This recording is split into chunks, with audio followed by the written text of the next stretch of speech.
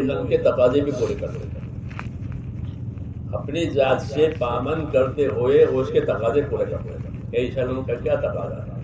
یہ علم ان لوگوں کو دیا جائے جن کے پاس نہیں ہے.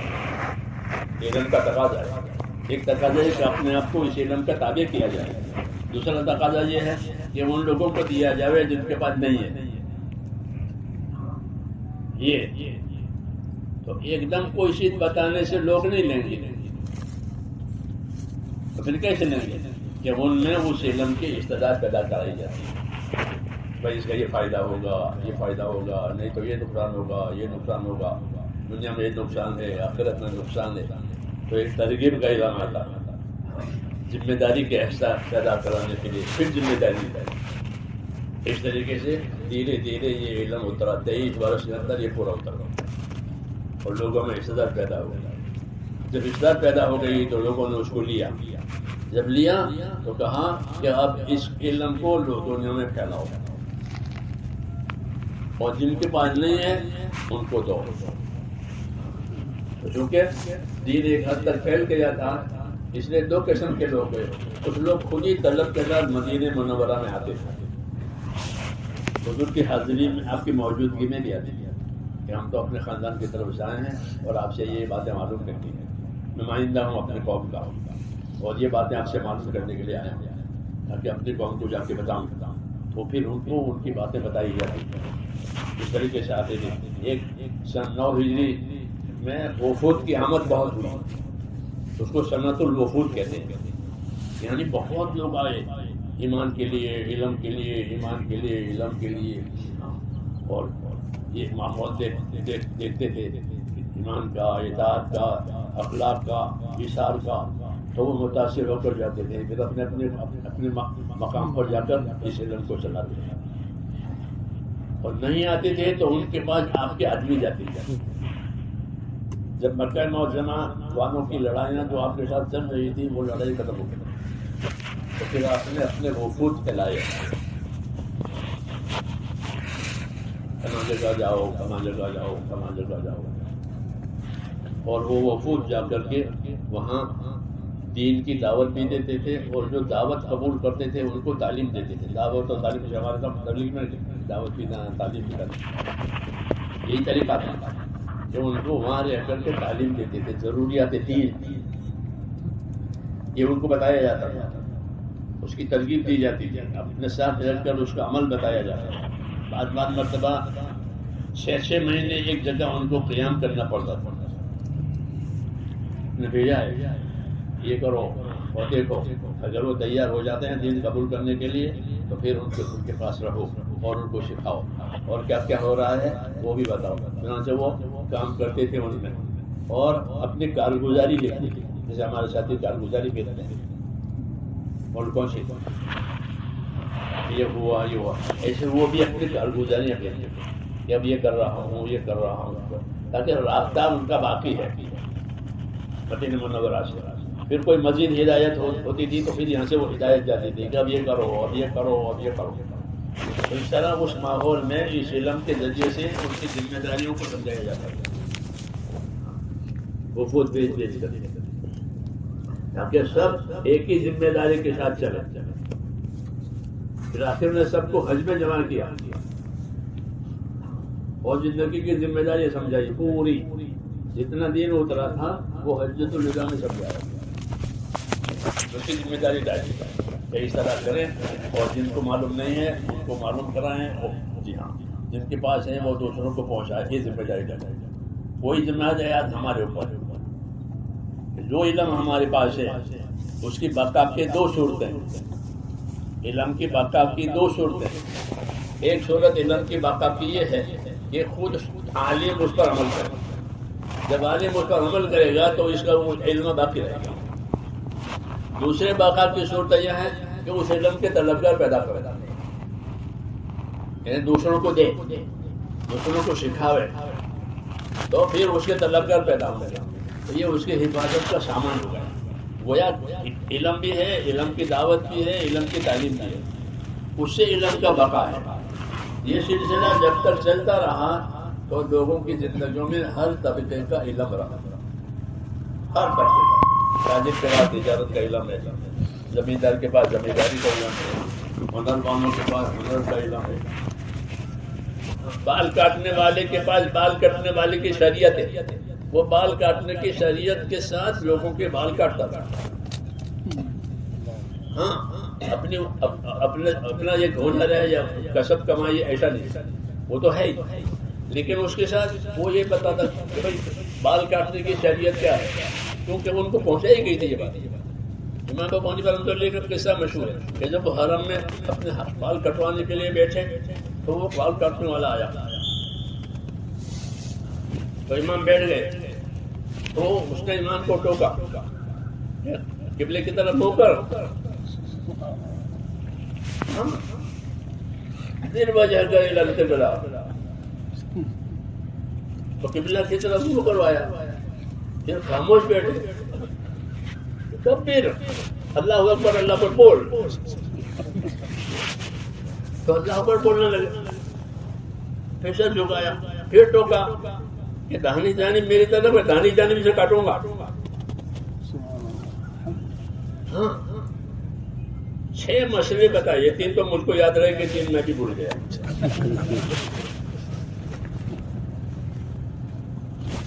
تو اسے بال کاٹتے کاٹتے امام صاحب مذہب معمولی آدمی نہیں ہے، ہوتے ہیں لیکن جزیات ہوتے ہیں وہ ذہن میں نہیں ہوتے. تو اس نے بال کاٹتے کاٹتے 6 مسئلے بتائے. کیوں کہ وہ خالی بال کاٹنے والا نہیں تھا بلکہ اسے بال کاٹنے کا دین تھا.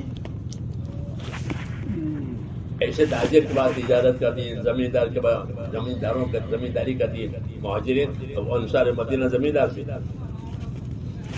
تو ان کے پاس اپنی زمینداری کا علم کرتا تھا کہ اس طرح حضور نے بٹائی کا، اس طرح کھیتی اس طرح بٹائی ہوگی، اس طرح بٹائی نہیں ہوگی، وہ کریے. ان کے مسائل ہیں، کتاب المساقات اور کتاب المزارعات میں وہ مسائل آتے ہیں ہماری فقہ میں، تو وہ وہیں سے آئے ہیں.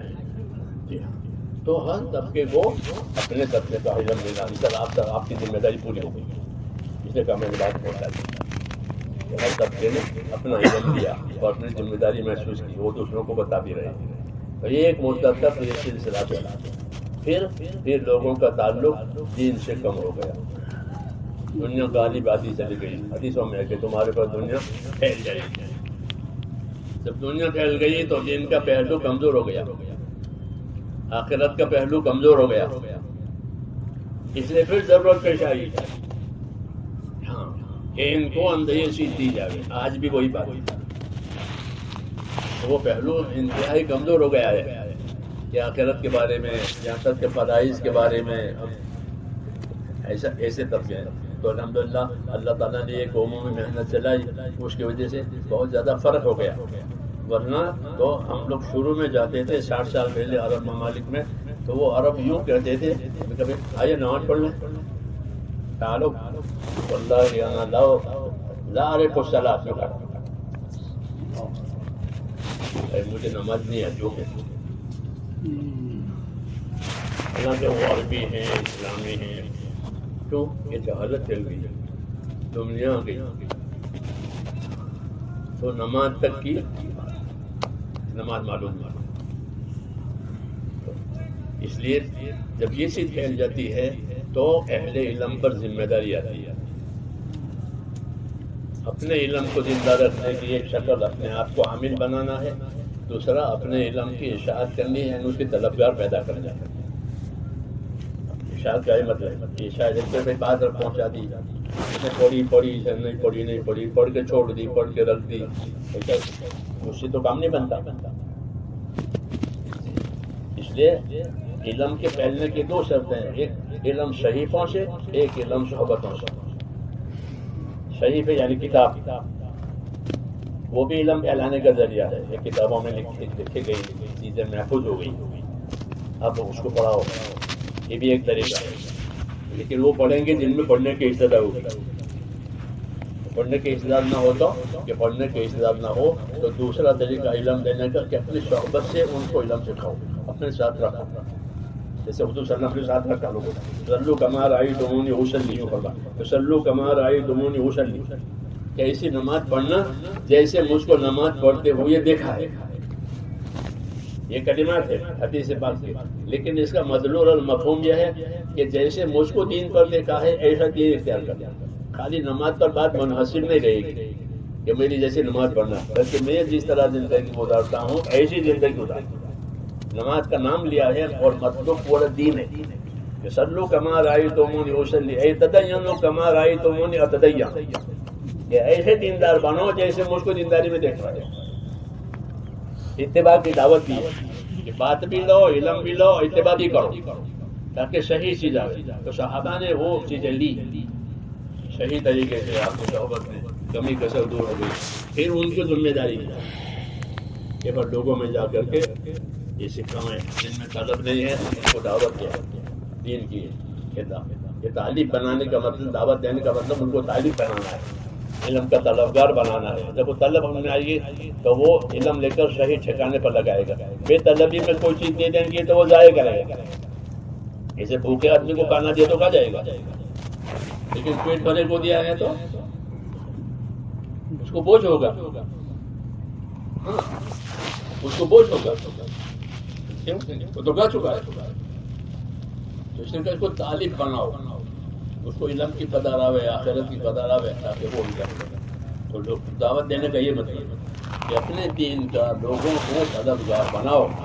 کہ جو طلبگار بنیں گے وہ تو بالفعل آپ کے پاس آئیں گے. طلبہ آتے ہیں ہزاروں کی تعداد میں، جی ہاں وہ پڑھتے ہیں پڑھاتے ہیں ماشاء اللہ، لیکن جو طبقہ نہیں آتا ہے وہ بہت زیادہ ہے.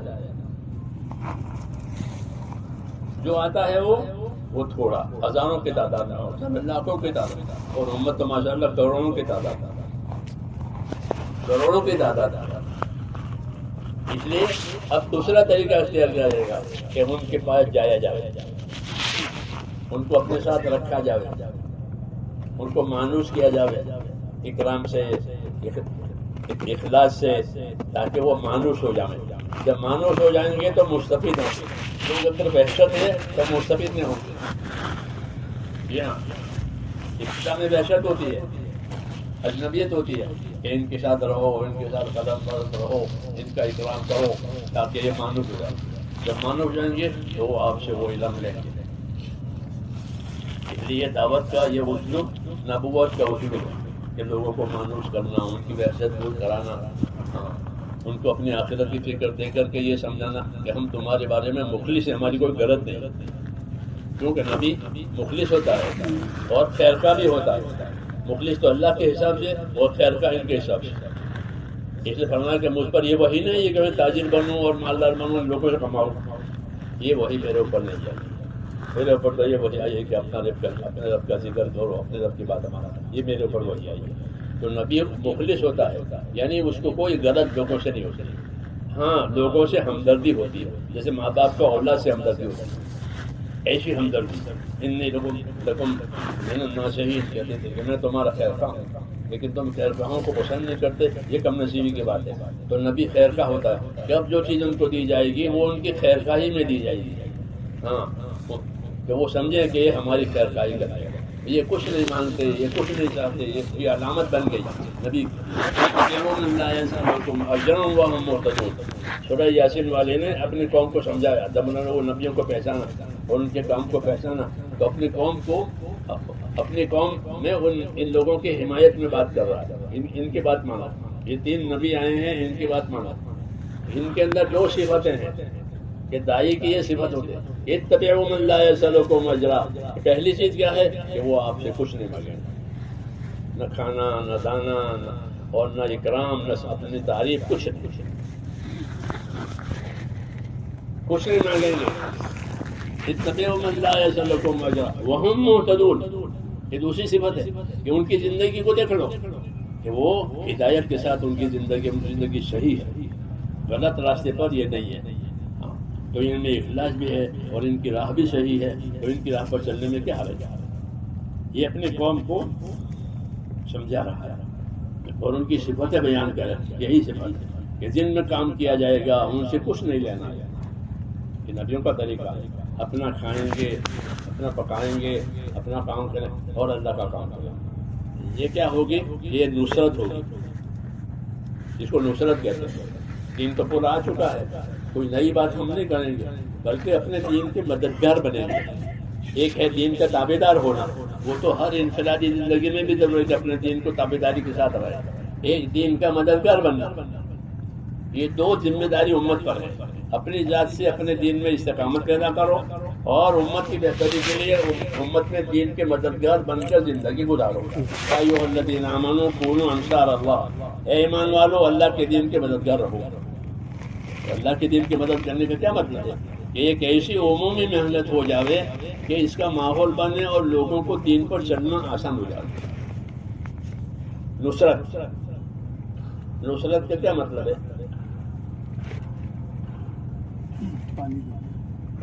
ایک نصرت کا ترجمہ ہوتا ہے مدد کا, نصر ینصر, یہ متبادل معنی ہے. ایک معنی اس کا عمیق معنی ہے, اندر کا معنی, وہ ہے یہ پانی دو, پانی دو زمین کو, سقایت الارض. نصرت کا معنی ہے, یہ لکھا ہوا ہے المنجید میں, دیکھ لینا, شبہ ہو تو, میں نے تو دیکھا ہے. النصر اے سقایت الارض, کہ نصر کیا معنی ہے کہ زمین کو پانی دینا. زمین کی حیات پانی پر موقوف ہے, زمین بانوں کی حیات بھی پانی پر موقوف ہے. وجعلنا من الماء کل شیء حی, تو جس طرح زمین اور زمین بانوں کی حیات پانی پر موقوف ہے, اس طرح انسانوں کی حیات اس نبی کی تعلیم پر موقوف ہے. کہ یہ نبی والی تعلیم ان کی زندگیوں میں ہوگی تو ان کی زندگی سرسبز اور شاداب ہوگی, نہیں تو یہ جہالت میں ڈوب جائیں گے. اس لیے نصرت امت کے ذمہ آئی کہ اپنی ذات سے استقامت پیدا کرو اور عمومی تقاضوں پر اپنے دین کے مددگار بنو. اپنی ذات سے استقامت اور عمومی تقاضوں پر اپنے دین کے مددگار بنو. کہ دین کا جو بھی تقاضا آئے, چاہے پڑھانے کا تقاضا آئے تو پڑھائیں گے, سکھانے کا تقاضا سکھائیں گے. جی ہاں, اور جو نہیں پڑھتے ہیں نہیں سیکھتے ہیں ان کو سیکھنے والا پڑھنے والا بنائیں گے. کس قسم کے دعوت کے ذریعے, دعوت اخلاق سے دی جائے گی, دعوت اخلاق سے دی جائے گی. دعوت اپنے محاسن کے ساتھ ہوتی ہے. رسمی بات نہیں کہ ہم نے دعوت پہنچا دی کہ نہ, ومن احسن قولا ممن دعا الی اللہ, تو اس سے زیادہ کس کی بات میں خوبی ہو سکتی ہے جو اللہ کی طرف لوگوں کو بلاؤ. معلوم ہوا کہ اللہ کی طرف دعوت دینے کی کچھ محاسن ہے, اس محاسن کے ساتھ جب دعوت دی جائے گی تو وہ دعوت کارگر ہوگی. دعوت اپنے اندر ایک محاسن رکھتی ہے. مثلا اس کے اندر حسن نیت ہے, حسن عمل ہے, حسن اخلاق ہے, حسن اسلوب ہے, نہ ماننے پر صبر کرنا ہے, وغیرہ وغیرہ. اس کے اندر محاسن ہے. اس محاسن کی وجہ سے وہ دعوت کارگر ہوتی ہے. ہاں, دعوت کے محاسن, وہ انبیاء کرام والی دعوت.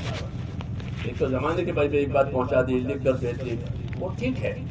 لیکن جو دعوت نبیوں والی ہے وہ اپنے محاسن کے ساتھ ہوتی ہے, کہ اس میں اخلاص بھی ہوتا ہے, اس میں استقامت ہوتی ہے, دوسروں سے بے نیازی ہوتی ہے کہ ہم تم سے کچھ نہیں چاہتے اور تمہاری خیر خواہی کریں گے, اور تمہارے نہ ماننے سے ہم ناراض نہیں ہوں گے بلکہ صبر کریں گے. نبی نہ ماننے سے بیزار نہیں ہوتا کہ ان کو چھوڑ کر چلا گیا, چلو جو مانتے چھوڑو ان کو, کہ نہ, بلکہ وہ صبر کرتا ہے یہاں تک کہ وہ ماننے والے بنتا ہے. نبیوں کو سب سے زیادہ حکم صبروں کا ہوتا ہے. آپ قرآن شریف میں دیکھیں, بہت حکم صبر کرو صبر کرو صبر کرو. بڑا نبی بڑا صبر والا, جتنا بڑا نبی اتنا بڑا اس کا صبر. ہاں, کیوں کہ اس کے بغیر کام نہیں بنتا. تو نبیوں کو صبر کرنے کا حکم دیا اور قوم کو ترغیب دی اور نبیوں کو اخلاق دیے, نبیوں کو خیر خواہی دی. وہی چیز ہمارے پاس ہے. اس طریقے سے جب اس کام کو کیا جائے گا تو دل مائل ہوں گے, ایک دم مائل نہیں ہوں گے. اس لیے کہ حق کی جو رفتار ہے وہ دھیمی ہوتی ہے. جیسے کوئی درخت اگتا ہے تو ایک دم اگ کے کھڑا ہو جاتا ہے, دیر لگتی ہے اگنے میں.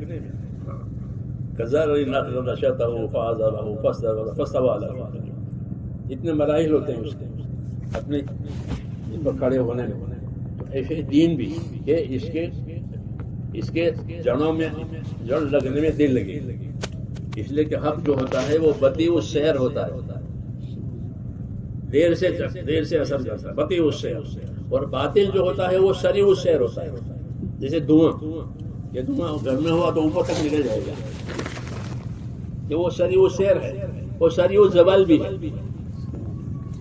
اور حق ایسا نہیں ہوتا کہ حق تو بطیء السیر ہوتا ہے، ہاں، کہ اس کے لگنے میں بھی دیر لگتی ہے، اس لیے وہ جلدی زائل نہیں ہوگا، اس کی جڑیں مضبوط ہوتی ہیں، جو دلوں میں آپ اتر جاتا پھر نہیں نکلتا. اللہ تعالیٰ اس طرح اتارتے ہیں نبیوں کی دعوت کے ذریعے سے دلوں میں حق اترتا ہے، پھر وہ چھوڑتے نہیں اس کو. اس لیے نبوت کی علامت ہو گئی کہ اس کے ماننے والے گھٹتے ہیں کہ بڑھتے ہیں. حالانکہ ان پر حالات آتے تھے تو حالات کے باوجود یہ گھٹتے نہیں بڑھتے رہتے ہیں. تو کہا کہ یہ حق کی قوت ہے اور یہ آدمی نبی ہے، یہ علامت ہے. تو آج بھی وہی بات ہوگی کہ ہم محنت کریں گے، کوئی مانے گا کوئی نہیں مانے گا، نہ ماننے والے زیادہ ہوں گے، ماننے والے تھوڑے ہوں گے، لیکن کام ہوگا. پھر دھیرے دھیرے اللہ تعالیٰ مجموعے کو مائل کرے گا. اس لیے یہ ضرورت پیش آئی ہے کہ اپنے علم میں جس طرح استقامت مطلوب ہے، اپنے علم میں حرکت بھی مطلوب ہے. اس لیے کہ دین جو مشابہت رکھتا ہے وہ چکی سے مشابہت رکھتا ہے. اسلام چکی سے مشابہت رکھتا ہے. تو چکی میں کیا بات ہے کہ چکی کے دو پارٹ ہیں، ایک پارٹ ثابت رہتا ہے اور ایک پارٹ حرکت کرتا ہے. تو پھر چکی کا فائدہ ہوتا ہے کہ آٹا باہر آئے گا، یہاں زندگی کا گزارا ہو جائے گا، ضرورت پوری ہو جائے گی، کہ اس میں حرکت بھی ہے سکون بھی ہے. کہ دین میں بھی یہی بات ہے کہ حرکت بھی ہے سکون بھی ہے. سکون اپنی ذات کے اعتبار سے کہ ہر آدمی اپنے دین پر قائم رہے. فاستقم كما امرت ومن تاب معك، نبی کو بھیجا، نبی آپ دین پر استقامت سے، اور جو آپ پر ایمان لائے وہ بھی رہے. تو استقامت کا حکم ہر آدمی کی شخصی زندگی میں ہے کہ وہ اپنے دین پر قائم رہے ہر حال میں. حالات کتابیں نہیں ہوگا، حکم کتابیں ہوگا. حالات برداشت کرے گا. جیسے رمضان گرمی میں آیا تو کیا کرے گا؟ گرمی میں روزہ رکھے گا. جی ہاں، حج گرمی میں آیا تو کیا کریں گے؟ گرمی میں کریں گے. سردی میں نمازیں پڑھیں گے، جی ہاں، وضو کریں گے، غسل کریں گے. حضرت یہ فرماتے تھے کہ ہماری عبادتیں چاند کے حساب سے ہوتی ہے. چاند دیکھ کر کرو تو چاند کی ترتیب میں حالات آتے ہیں، اور سورج والی ترتیب میں حالات نہیں ہوتے. ان کے گرمی کے مہینے متعین ہیں، سردی کے متعین ہیں. ہمارا ایسا نہیں ہے، ہمارے یہاں تبادلہ ہے. سردی، گرمی، بارش، ہر چیز ہمارے اوپر گزرتی ہے اور ہم عمل کرتے ہیں. سردی میں بھی حج کریں گے، گرمی میں بھی حج کریں گے، سردی میں روزے رہیں گے، سردی میں نماز پڑھیں گے. ہاں، تو کیوں کہ ہم حکم کتاب ہے، استقامت کا حکم ہے. تو استقامت حالات کی وجہ سے ہوتا ہے کہ حالات مختلف آئیں گے لیکن قائم رہنا. استقامت اس لیے ہے. دوسرا نصرت کا حکم ہے کہ اپنے دین کے مددگار بنو، کہ دین کے لیے ایسی محنت کرو کہ لوگوں کے لیے دین پر چلنے کے راستے کھلے. ہاں، ہم ہر ایک کو سدھار نہیں سکتے، سدھارنا ہمارے بس کا نہیں ہے. تو کیا کرنا کہ ہم ایسی محنت کریں کہ ان کے لیے راستہ ہو جائے. جیسے حکومت سڑکیں بناتی ہے بڑی بڑی، اب بچوں کا کاروبار آسان ہو گیا، کتنے مالوں کی ہیر پھیر آپ دیکھ رہے ہو. کیوں کہ سڑکیں پکی ہو گئی، راستے ٹھیک ہو گئے، تو زبردست کاروبار ہو رہا ہے مال کا. ایسے ہی ہم محنت کریں گے تو راستے بنیں گے، تو لوگوں کو اس راستے پر دین پر چلنا آسان ہوگا. ہماری محنت سے ہم راستہ بنائیں. ایک مجمع کا مجمع محنت کر رہا ہے، جب سے ایک مجمع کا کسی راستے پر چلتا ہے کچے راستے پر تو پگ ڈنڈی ہو جاتی ہے، تو راستہ پڑ جاتا ہے. ایسے ہم چلیں تو راستہ بنے گا. ہماری محنت سے لوگوں کے لیے دین پر چلنے کے راستے بنائیں. آپ حضرات کو معلوم ہو نہ ہو، پہلے جب لوگ حج میں جاتے تھے تو نماز نہیں پڑھتے. کہاں نماز گاڑی میں، کہاں نماز پڑھے جہاز میں. کیوں کہ نماز کی مشق نہیں تھی، نماز کی محنت نہیں تھی. گاڑی میں کیسے پڑھا؟ پھر مولانا یوسف صاحب نے حج کی محنت چلائی، حج کی محنت چلائی کہ حج کیسے کرنا ہے، حج میں کیسے. تو اس کی وجہ سے اب وہ حج میں جو فرائض چھوٹ جاتے تھے وہ ادا ہونے لگے. ہاں، مولانا صاحب اس کی پوری سناتے تھے ہم کو کہ ہم نے حج میں حاجیوں میں اس طرح کام کیا ہے. تو ان میں محنت ہوئی تو اب حاجی نماز بھی پڑھتا ہے، حج بھی کرتا ہے، ارکان بھی صحیح ادا کرتا ہے، تو ان میں محنت ہوئی ہے. تو اب راستہ کھل گیا. ایسے ہی پورے دن کے لیے راستہ کھلے گا. یہ جب عمومی محنت ہوگی تو پھر تاجر کو تجارت کا دین، زمیندار کو زمینداری کا دین، مزدور کو مزدوری کا دین، بیمار کو بیماری کا دین، یہ ملتا ہے. محنت کی وجہ سے یہ راستے کھلتے ہیں. والذین جاہدوا فینا لنہدینہم سبلا، کہ ہم ان کو اپنے راستوں کی رہبری کریں گے. اللہ کہتے ہیں محنت کی وجہ سے، یعنی وہ راستے پر چلائیں گے جو ان کو جنت میں لے جاوے. سبل سے مراد وہ اعمال ہیں جو جنت میں لے جانے والے. اس راستے کی رہبری ہوگی. چنانچہ وہ الحمدللہ اس کے اثرات جاری ہو جائیں کہ پہلے اتنے نمازی نہیں، پہلے اتنے مساجد نہیں، پہلے اتنا دین نہیں. حضرت فرماتے ہیں ہماری محنت اگر صحیح چلی تو آپ دیکھو گے کہ سب سے پہلے حکومت میں عبادت کا دین زندہ ہوگا. یہ فرمائیے تو الحمدللہ نظر آئے گا. نمازی آپ جہاں بھی جاؤ، نمازی ہو، حاجی ہو، قرآن شریف کے پڑھنے والے، ذکر کرنے والے کثرت سے، یعنی کہ 100% میں نہیں کہتا 100%، لیکن کثرت، کیوں کہ ایک اثر ہوا ہے کہ نمازی بہت ہے، حج کرنے والے بہت ہیں. تو عبادت والا دین زندہ ہوگا پہلے، کیونکہ عبادت سب سے پہلے ہے ایمان کے بعد. پھر جب جو باقی محنت ہوگی اور تو امت میں اور استعداد آئے گا کہ معاشرت کا دین زندہ ہوگا، پھر معاملات کا دین زندہ ہوگا. ہاں پھر اخلاص والا دین ہوگا، پھر لوگوں کے اندر صحیح صفات پیدا ہوں گے. والذین جاہدوا فینا میں یہ بشارت، اس لیے یہ کام آیا. تو اس کام کا یہ تقاضا ہے کہ جس طرح چکی میں ایک پارٹ ثابت قدم رہتا ہے، اپنے دین پر ثابت قدم رہتا ہے، دوسرا حرکت، کہ حرکت میں آنا ہے. جو صلاحیتیں ہیں وہ حرکت میں آوے. مالدار ہے تو اس کی مالداری حرکت میں آوے، یعنی اپنی مالداری سے دین کو مدد دے. علم ہے تو علم حرکت میں آوے کہ اپنے علم سے دین کو مدد دے. اس طرح جس میں جو خیر ہے وہ اپنے خیر کے ساتھ حرکت کر. حرکت اس لیے کرے کہ دوسروں میں یہ آئے گا، کیونکہ وہ امانت ہے. وہ خود کو بھی سنبھال لے اپنے عمل کے ذریعے سے، اور دوسروں کو بھی اس کے دعوت دے. اور دعوت کے اسلوب سیکھنے ہیں جو نبیوں کے ہیں، کہ اخلاق کے ساتھ، اخلاص کے ساتھ، قربانی کے ساتھ، انابت کے ساتھ، یہ دعوت ہے. اس لیے یہ کام ہم کو دیا گیا ہے کہ اپنی ذات سے بھی دیندار بننا ہے اور امت کو بھی دیندار. پھر اگر اہل علم اس کی حرکت میں آئیں گے تو ان کے علم کی وجہ سے 4 چاند لگیں گے. کیونکہ جو عامی ہے وہ تو بیچارہ محنت کر کے فضا بنا لے گا، لیکن عالم کہ وہ فضا بھی بنا لے گا اور اطاعت کے حدود قیود بھی سمجھاوے گا کہ اس طرح کرنا ہے، اس طرح کرنا ہے، یہ صورت جائز ہے، یہ صورت ناجائز ہے، یہ نماز صحیح ہوئی، یہ حج صحیح ہوا، یہ حج صحیح نہیں ہوا. ہاں وہ بتاوے گا، تو اس کا فائدہ بڑھ جائے گا حرکت کی وجہ سے. وہ یہی مطلوب ہے. اس لیے دعوت کو ان تمام خیر کے ساتھ جوڑا گیا ہے. علم کے ساتھ دعوت، عبادت کے ساتھ دعوت، اخلاق کے ساتھ دعوت، حسن معاملات، حسن معاشرت کے ساتھ دعوت. جو تمہاری خیر ہے اس کو حرکت میں لاؤ. کنتم خیر امۃ، اپنی خیر کو حرکت میں لاؤ. اللہ نے یہ کام اس لیے دیا ہے کہ جب یہ خیر حرکت میں آئے گی تو دوسرے اسے فائدہ اٹھائیں گے. جیسے جاری پانی ہوتا ہے تو جاری پانی سے ہر کوئی فائدہ اٹھاتا ہے.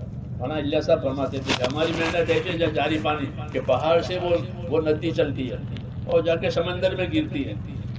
اتنی لمبی مسافت پانی کا جریان ہوتا ہے تو کتنے لوگ فائدہ اٹھاتے ہیں. ایسے امت کو یہ حرکت دی گئی کہ وہ اپنی خیر کو بڑھاتی چلی جائے. اپنے سے زیادہ جاننے والوں سے لینا، اپنے سے کم جاننے والوں کو دینا، یہ اس کی بقا کا بھی ذریعہ ہے، اس کی ترقی کا بھی ذریعہ ہے. تو اس لیے یہ بات ہے، اس لیے یہ دعوت ہے. اس لیے آپ حضرات سے یہ بات کہنی ہے، علماء کرام جو ہیں ان کی 2 قسمیں ہیں امت کے علماء. ایک امت کے علماء وہ ہیں کہ جن کا مقام ہے، ان کی طرف رجوع کیا جاتا ہے مسائل، اہل مقام. اور دوسری قسم علماء کرام وہ ہے کہ وہ اہل خدمت ہیں. جیسے آپ بتا کہ مختلف خدمتیں لیے ہوئے ہیں، درس ہے، تدریس ہے، تصنیف، تعلیم، یہ خدمتیں ہیں جو اپنے ذمے لی ہیں. اور ایک علماء اہل مقام ہوتا ہے. اہل مقام جو علماء کرام ہوتے ہیں ان سے اس دعوت کے بارے میں تائید چاہی جاتی ہے. مولانا اللہ صاحب نے جب کام شروع کیا تو مفتی کفایت اللہ صاحب رحمۃ اللہ علیہ کے یہاں ان سے عرب معروضات کرتے کیوں، کیا تاکہ وہ تائید کریں کہ یہ کام صحیح ہے. وہ جمیعت علماء کے صدر ہیں پورے ملک کے، جیسے مولانا لاہوری تھے، احمد علی شیخ التفسیر تھے، وہ ان کی تائید حضرت مدینہ